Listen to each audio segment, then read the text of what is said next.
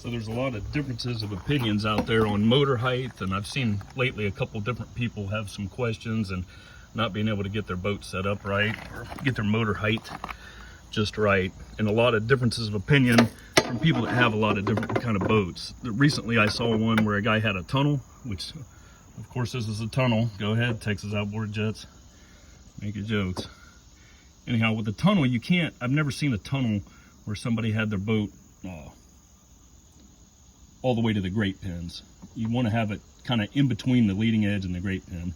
This is where mine is fully trimmed down. If you got a flat bottom, maybe you can do that.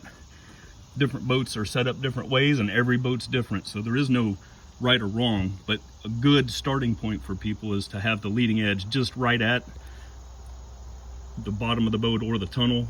With the tunnel, it's a little different, and we don't cavitate as bad as people think, but it does cause a little bit of an issue. You can't go all the way up to the grate pin when you have a tunnel. Like I said, at least I've never seen it that way.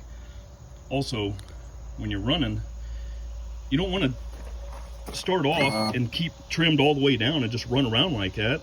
Once you're up and going, you want to do your whole shot trim down and then trim up as you accelerate. I usually trim up to about right here when I'll start to lose a little bit of suction, and then just bump it down. And that's where I run when I'm running wide open. You see it's up pretty far. Then as you're slowing down or setting up for a turn, when you're slowing down just to stop, you can just trim her on down. And if you're setting up for a turn, I bump mine down just a little bit and I come off the throttle just a little bit if I'm running wide open.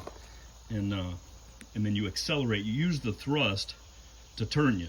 We don't have a skeg like a regular outboard has that acts as a rudder to turn. The thrust is your turning.